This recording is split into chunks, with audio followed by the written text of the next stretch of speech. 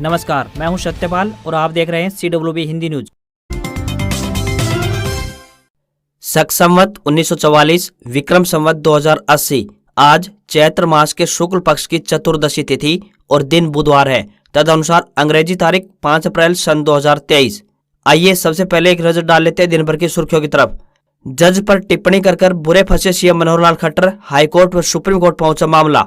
SSC CGL 2023 का notification हुआ जारी। 7,500 पदों पर होगी भर्ती। ग्रेजुएट कैंडिडेट्स को मिलेगा आवेदन करने का मौका। हरियाणा के 69 लाख बिजली उपभोक्ताओं को झटका, प्रति यूनिट देने होंगे एक्स्ट्रा पैसे। UIDAI ने लोगों को दी राहत। 14 जून तक पहचान एवं पते के दस्तावेज करवाएं अपडेट। खराब फसलों की स्पेशल गिरदावरी शुरू। बेमौसमी बरसात व ओलावृष्टि से हुआ था नुकसान। BSF constable recruitment 2023 update. BSF constable भर्ती परीक्षा की आंसर की हुई जारी। सेफ्टी के मामले में मारुति की कारें फेल। K10 को 2 तो वही वैगनार को 1 स्टार रेटिंग। यूनिवर्सिटी में निकली वैकेंसी। 12वीं पास उम्मीदवार 20 अप्रैल तक कर सकेंगे अप्लाई। 63,200 रुपए तक मिलेगी सैलरी। महिला सम्मान सेविंग सर्टिफिकेट में निवेश दिलाएगा ज्यादा फायदा। इसमें मिल रहा है 7.5% का ब्याज, बताएंगे पूरी खबर। और IPL में गुजरात की दिल्ली पर लगातार दूसरी जीत, 6 विकेट से हराया। और अब खबरें विस्तार से। सरकार के द्वारा खरीफ 2023 में दालों को बढ़ावा देने के लिए किसानों को 75% अनुदान पर समर मूंग का बीज वितरित किया जाएगा। इच्छुक किसान मूंग का बीज प्राप्त करने के लिए 10 अप्रैल तक मेरी फसल मेरा ब्यौरा पोर्टल के साथ लिंक की गई कृषि एवं किसान कल्याण विभाग की वेबसाइट पर पंजीकरण कर सकते हैं। किसानों को समर मूंग के बीज की 25% कीमत अदा करनी होगी तथा शेष बची हुई 75% कीमत हरियाणा बीज विकास निगम द्वारा संबंधित कृषि उप निदेशकों से ली जाएगी। सरकार के द्वारा भूमि की उर्वरा शक्ति को सुधारने तथा साथ ही किसानों की अतिरिक्त आय के दृष्टिगत 10,000 क्विंटल मूंग के बीज का वितरण किया जाएगा। मूंग का बीज प्राप्त करने के लिए विभाग की वेबसाइट पंजीकरण के लिए 10 अप्रैल तक खुली रहेगी। एक किसान 3 एकड़ के लिए केवल 30 किलोग्राम बीज खरीद सकता है। पंजीकरण करने के लिए किसान को एक पहचान पत्र, आधार कार्ड, मतदाता पहचान पत्र अथवा किसान कार्ड अनिवार्य है। कर्मचारी चयन आयोग ने SSC CGL परीक्षा 2023 का नोटिफिकेशन जारी कर दिया है। इसके साथ ही 3 अप्रैल 2023 से आवेदन की प्रक्रिया प्रारंभ हो चुकी है। इस भर्ती प्रक्रिया के जरिए ग्रुप B और ग्रुप C के विभिन्न पदों के कुल लगभग 7,500 वैकेंसी को भरा जाएगा। उम्मीदवार अपने ऑनलाइन आवेदन में 7 से 8 मई 2023 तक करेक्शन भी कर सकते हैं। जारी हुए नोटिफिकेशन के अनुसार Tier 1 CBT परीक्षा जुलाई 2023 में आयोजित की जाएगी। उम्मीदवारों के पास किसी भी मान्यता प्राप्त विश्वविद्यालय से ग्रेजुएशन की डिग्री होनी चाहिए। कुछ पदों के लिए आयु सीमा 18 वर्ष से 27 वर्ष तो कुछ के लिए 18 वर्ष से 30 वर्ष निर्धारित की गई है। सामान्य वर्ग के लिए एप्लीकेशन फीस 100 रुपए है। वहीं महिला उम्मीदवारों, अनुसूचित जाति यानी SC व ST, PWD और आरक्षण के लिए पात्र पूर्व सैनिकों यानी ASM उम्मीदवारों को फीस में छूट दी गई है। उम्मीदवार ऑफिशियल वेबसाइट ssc.nic.in पर जाकर अप्लाई कर सकते हैं। देश के फाइनेंशियल सिस्टम में और अधिक पारदर्शिता लाने के लिए आयकर विभाग ने पैन कार्ड को आधार कार्ड के साथ लिंक करने का अभियान चलाया हुआ है। सभी नागरिक इनकम टैक्स की वेबसाइट पर जाकर इस बात की जांच कर लें कि उनका पैन कार्ड आधार कार्ड से जुड़ा हुआ है या नहीं। अगर नहीं जुड़ा हुआ है तो 30 जून 2023 के भीतर अपने पैन आधार को लिंक करवा लें, अन्यथा ऐसे पैन कार्ड को निष्क्रिय यानी समाप्त कर दिया जाएगा। वैसे तो ज्यादातर पैन कार्ड आधार कार्ड से लिंक हो चुके हैं। अभी भी देश में कुछ ही पैन कार्ड ऐसे बचे हैं जो आधार कार्ड से लिंक नहीं है। जो पैन कार्ड आधार कार्ड से लिंक नहीं होंगे उन्हें भविष्य में सदा के लिए निष्क्रिय कर दिया जाएगा। सिस्टम में और अधिक पारदर्शिता लाने के लिए कार्य किया जा रहा है। अब ऐसे सभी पैन कार्ड धारकों को जिन्होंने अभी तक अपना पैन कार्ड आधार कार्ड के साथ लिंक नहीं करवाया है, उन्हें 1,000 रुपए जुर्माने के साथ लिंक करवाना होगा। सभी पैन धारकों को 30 जून 2023 से पहले अपने पैन आधार को लिंक करना अनिवार्य है, अन्यथा पैन कार्ड 1 जुलाई 2023 से निष्क्रिय हो जाएगा। रोहतक के DC डॉक्टर यशपाल ने जिला वासियों से आह्वान किया कि वे 14 जून तक आधार में अपने पहचान एवं पता के दस्तावेजों को निःशुल्क यानी फ्री में ऑनलाइन अपडेट करवाएं। UIDAI द्वारा 14 जून तक ऑनलाइन आधार दस्तावेज अपडेट सेवा की फीस को माफ कर दिया है, जो नागरिकों के लिए बड़ी राहत की बात है। नागरिक अपने आधार में मोबाइल नंबर को ऑनलाइन सेवा के माध्यम से अपडेट रखे। DC ने बताया कि 8 से 10 वर्ष में आधार अपडेट न करवाने वाले नागरिकों के लिए आधार में पहचान एवं पता से संबंधित दस्तावेज अपलोड करवाने अनिवार्य है। आधार सेवा केंद्र पर 50 रुपए की फीस से इस सेवा का लाभ लिया जा सकता है। UIDAI द्वारा नागरिकों को बड़ी राहत देते हुए 3 महीने के लिए ऑनलाइन आधार दस्तावेज अपडेट सेवा की फीस को माफ कर दिया है। आधार ऑनलाइन सेवाएं माई आधार पोर्टल तथा M आधार ऐप के माध्यम से ली जा सकती हैं। हरियाणा में कोरोना संक्रमण को लेकर हालात लगातार बिगड़ रहे हैं। 24 घंटे में रिकवरी रेट 98.94% से घटकर 98.91% पहुंच गया है। 152 लोगों में कोरोना संक्रमण की पुष्टि हुई है। सबसे चिंताजनक बात यह है कि एक सप्ताह में किए गए 25,404 सैंपलों की जांच में XBB.1 XBB.1.5 वेरिएंट मिला है। इसके बाद हरियाणा के गृह एवं स्वास्थ्य मंत्री अनिल विज ने राज्य के सभी सिविल सर्जन अधिकारियों को लोगों को बूस्टर डोज लगाने के निर्देश जारी कर दिए हैं। हरियाणा के गुरुग्राम में सबसे ज्यादा नए केस मिले हैं। यहाँ 73 लोगों में कोरोना संक्रमण की पुष्टि हुई है। खांसी जुकाम के मरीज अस्पताल में आते हैं तो ऐसे मरीजों का कोरोना टेस्ट अनिवार्य कर दिया गया है। भीड़ भाड़ वाले क्षेत्रों में मास्क पहनना अनिवार्य, साबुन या फिर सैनिटाइजर या फिर पानी से हाथों को धोएं, आंखों, नाक व मुंह को छूने से बचें, संक्रमित व्यक्ति से 1 हाथ की दूरी बनाए रखें, खांसते व छींकते समय अपने मुंह को ढक लें, पानी ज्यादा पिएं और पोषित आहार लें। इसी प्रकार क्या न करें में हाथ न मिलाएं, सार्वजनिक स्थानों पर न थूकें, ज्यादा लोगों के बीच अर्थात समूह में खाना न खाएं, बिना डॉक्टर की सलाह के कोई भी दवा न लें। भिवानी दौरे के दौरान जज पर टिप्पणी कर हरियाणा के मुख्यमंत्री मनोहर लाल खट्टर को विरोधी मुश्किल में फंसाने में जुट गए हैं। कांग्रेस ने इस मामले की शिकायत पंजाब एंड हरियाणा हाईकोर्ट के साथ ही सुप्रीम कोर्ट में कर दी है। शिकायत में सीएम के खिलाफ आपराधिक अवमानना की कार्रवाई की मांग की गई है। राज्य के पूर्व मंत्री अतर सिंह सैनी एवं हरियाणा कांग्रेस लीगल डिपार्टमेंट के प्रदेश चेयरमैन एडवोकेट लाल बहादुर खोवाल ने यह शिकायत की है। हालांकि सीएम खट्टर अपने इस बयान पर खेद जता चुके हैं। हाईकोर्ट व सुप्रीम कोर्ट को भेजी शिकायत में कहा गया है कि हम भी वकील है जो कि ऑफिसर ऑफ द कोर्ट होता है, इस वजह से हमें पीड़ा हुई है। जो गत 2 अप्रैल को भिवानी जिले के खरककला गांव में सार्वजनिक सभा को संबोधित करते हुए मुख्यमंत्री मनोहर लाल खट्टर ने यह कहकर अदालत की आपराधिक अवमानना की थी कि एक जज है, उसके माथे में कुछ गड़बड़ है। हरियाणा सरकार ने राज्य के 69 लाख बिजली उपभोक्ताओं को बड़ा झटका दिया है। सूबे के बिजली वितरण कंपनियों ने चुपचाप से उपभोक्ताओं के बिल में 52 पैसे प्रति यूनिट ईंधन अधिभार समायोजन यानी FSA जोड़ दिया है। अब कंपनियां इस बढ़ी हुई दर की उपभोक्ताओं से 1 अप्रैल से लेकर जून 2023 तक इसकी वसूली करेंगी। हालांकि बिजली वितरण कंपनियों ने इस बढ़ी हुई दर से राज्य के किसानों को राहत प्रदान कर दी है। यह शुल्क किसानों से नहीं वसूला जाएगा। हरियाणा में बिजली विभाग रणजीत सिंह चौटाला के पास है। बिजली वितरण कंपनियों ने किसानों के साथ ही 200 यूनिट प्रति माह तक खपत करने वाले उपभोक्ताओं को भी FSA चार्ज से बाहर रखा है। इस श्रेणी में आने वाले उपभोक्ताओं से भी यह शुल्क नहीं वसूला जाएगा।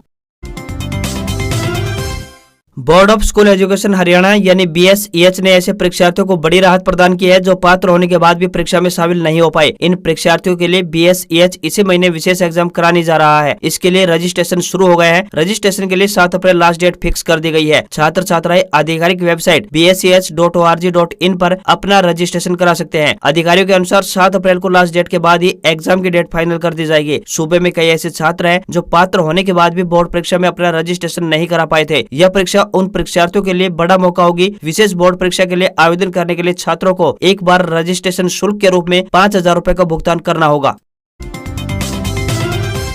हरियाणा के रोहतक में ओलावृष्टि व बेमौसमी बरसात से हुए नुकसान का आकलन करने के लिए राजस्व विभाग के अधिकारी मंगलवार को फील्ड में उतरे। इस दौरान अधिकारी 2 दर्जन गांव के खेतों में पहुंचे और खराब हुई फसल का जायजा लिया, जिसकी रिपोर्ट बनाकर 15 अप्रैल तक सरकार को भेज दी जाएगी। डीसी डॉक्टर यशपाल ने बैठक में अधिकारियों को निर्देश दिए थे कि वे प्रतिदिन कम से कम एक गाँव में जाकर नुकसान का जायजा ले और रिपोर्ट प्रस्तुत करे। राजस्व विभाग के अधिकारियों ने मौके पर किसानों से बातचीत भी की। अधिकारियों ने किसानों को आश्वस्त किया कि उन्हें चिंता करने की कोई जरूरत नहीं है। डीसी डॉक्टर यशपाल ने कहा कि बेमौसम बरसात व ओलावृष्टि से हुई नष्ट हुई फसलों को लेकर किसानों को घबराने की जरूरत नहीं है। पारदर्शी तरीके से फसलों को हुए नुकसान की रिपोर्ट तैयार की जा रही है। उन्होंने किसानों से आह्वान किया कि वे मेरी फसल मेरा ब्यौरा पोर्टल पर अपनी फसल का हर बार पंजीकरण कराएं ताकि किसी भी प्राकृतिक आपदा में मुआवजा के लिए सही आकलन किया जा सके। फसलों के नुकसान का जायजा लेने के लिए SDM, तहसीलदार व नायब तहसीलदार सहित राजस्व विभाग के अन्य अधिकारी फील्ड में उतरे। प्रशासन 15 अप्रैल तक सरकार को फसलों के नुकसान की रिपोर्ट भिजवा देगा। उन्होंने कहा कि जिला प्रशासन के द्वारा जिला के सभी गाँव के किसानों के खेतों की विशेष गिरदावरी करवाई जा रही है, चाहे किसानों ने क्षतिपूर्ति पोर्टल पर नुकसान दर्ज करवाया है अथवा नहीं। फसलों को हुए नुकसान से प्रभावित प्रत्येक किसान को मुआवजा दिलवाया जाएगा।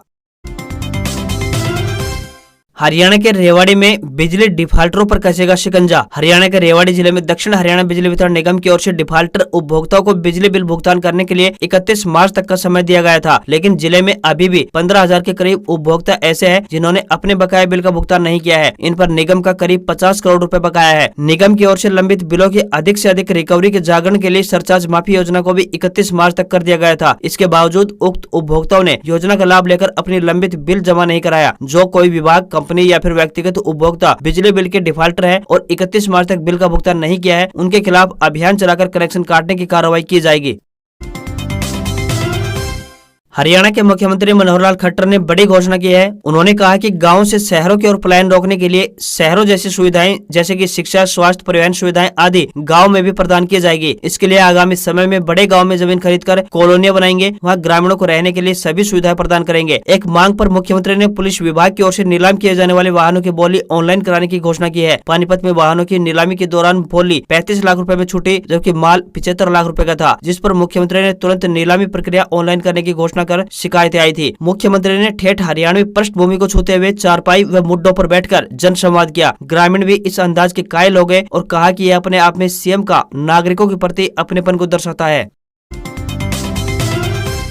कारों को सेफ्टी रेटिंग देने वाली संस्था ग्लोबल NCAP ने मंगलवार को 4 कारों की क्रैश टेस्ट रिपोर्ट जारी की है। इनमें देश में बिक्री के मामले में हर महीने टॉप 10 में रहने वाली मारुति सुजुकी की ऑल्टो K10 को 5 में से 2 और वैगनर को सिर्फ 1 स्टार मिला है। वोक्सवैगन की वर्टेस और स्कोडा की स्लाविया, इन दोनों ही कारों को 5 स्टार रेटिंग मिली है। वैगनर ने एडल्ट ऑक्यूपमेंट प्रोटेक्शन में 5 में से 1 स्टार और चाइल्ड ऑक्यूपमेंट प्रोटेक्शन में 0 स्कोर किया है। ऑल्टो K10 ने एडल्ट ऑक्यूपमेंट प्रोटेक्शन के लिए 2 और चाइल्ड ऑक्यूपमेंट प्रोटेक्शन के लिए 0 स्कोर हासिल किया है। आपको यहाँ पर बता दें कि एडल्ट ऑक्यूपमेंट प्रोटेक्शन यानी AOP रेटिंग में ये देखा जाता है कि जब कार सामने की तरफ से टकराती है तब आगे की सीट पर बैठने वाले पैसेंजर और ड्राइवर कितने सुरक्षित रहे। वहीं चाइल्ड ऑक्यूपमेंट प्रोटेक्शन यानी COP की बात करें तो रेटिंग ये दर्शाती है कि कार में सामने और साइड से टक्कर होने पर पीछे की सीट पर बैठने वाले बच्चे कितने सुरक्षित रहते हैं। सरकारी नौकरी की तैयारी कर रहे युवाओं के लिए अच्छी खबर है। अगर आपकी टाइपिंग स्पीड बढ़िया है तो आपके लिए सरकारी नौकरी करने की बेहतरीन अपॉर्चुनिटी है। इंदिरा गांधी राष्ट्रीय मुक्त विश्वविद्यालय यानी इग्नू में 200 पदों पर वैकेंसी निकली है। इसके तहत जूनियर असिस्टेंट टाइपिस्ट के पदों पर भर्तियां की जाएंगी। इसमें शामिल होने के लिए उम्मीदवार नेशनल टेस्टिंग एजेंसी यानी NTA की ऑफिशियल वेबसाइट nta.ac.in और recruitment.nta.nic.in पर जाकर 20 अप्रैल तक आवेदन कर सकते हैं। भर्ती प्रक्रिया के लिए 12वीं पास उम्मीदवार आवेदन कर सकते हैं। हालांकि इसके अलावा उनके पास कंप्यूटर पर इंग्लिश में 40 शब्द प्रति मिनट की टाइपिंग स्पीड और हिंदी में 35 शब्द प्रति मिनट टाइपिंग स्पीड होनी चाहिए। जूनियर असिस्टेंट टाइपिस्ट पदों पर चयनित अभ्यर्थियों को 19,900 रूपए से लेकर 63,200 रूपए हर महीने सैलरी के रूप में दिए जाएंगे। उम्मीदवारों की उम्र सीमा की बात करें तो 27 वर्ष से अधिक नहीं होनी चाहिए। आरक्षित वर्गों के उम्मीदवारों को अधिकतम आयु सीमा में छूट दी गई है। भर्ती प्रक्रिया में शामिल होने के लिए सामान्य वर्ग, OBC और EWS के लिए 1,000 रूपए फीस देनी होगी, जबकि SC, ST और महिलाओं के लिए 600 रूपए फीस देनी होगी। सरकार ने 1 अप्रैल से महिलाओं के लिए स्पेशल स्कीम महिला सम्मान सेविंग सर्टिफिकेट्स यानी MSSC स्कीम शुरू की है। इसमें 7.5% सालाना ब्याज दिया जा रहा है, जो फिक्स्ड डिपॉजिट यानी FD की तुलना में ज्यादा है। देश का सबसे बड़ा बैंक SBI इस समय 2 साल की FD पर 7% ब्याज दे रहा है, तो वही पंजाब नेशनल बैंक यानी PNB 6.80% ब्याज ऑफर कर रहा है। इस स्कीम में 2 साल के लिए 2 लाख रुपए तक निवेश किया जा सकता है। इसमें सिर्फ महिला ही निवेश कर सकती है। इस स्कीम में 7.5% सालाना ब्याज दिया जा रहा है। इसमें कम से कम 1,000 रूपए से लेकर अधिकतम 2 लाख रुपए का निवेश किया जा सकता है। इसमें 2 साल के लिए निवेश करना होता है। अकाउंट को 6 महीने के बाद बंद किया जा सकता है। हालांकि ऐसा करने पर आपको 7.5% ब्याज की जगह 5.5% ब्याज ही दिया जाएगा। ये ब्याज आपके प्रिंसिपल अमाउंट यानी मूलधन पर दिया जाएगा। इसके अलावा आप 1 साल के बाद 40% रकम निकाल सकते हैं। इस स्कीम के तहत महिला खुद के लिए अकाउंट खुलवा सकती है। इसके अलावा माता पिता यानी गार्जियन अपनी बेटी जो कि नाबालिग है के नाम पर भी महिला सम्मान सेविंग सर्टिफिकेट में निवेश कर सकते हैं, यानी इसमें नाबालिग लड़की के नाम पर भी निवेश किया जा सकता है। आप किसी भी डाकघर और अधिकृत बैंकों में MSSC खाता खोल सकते हैं।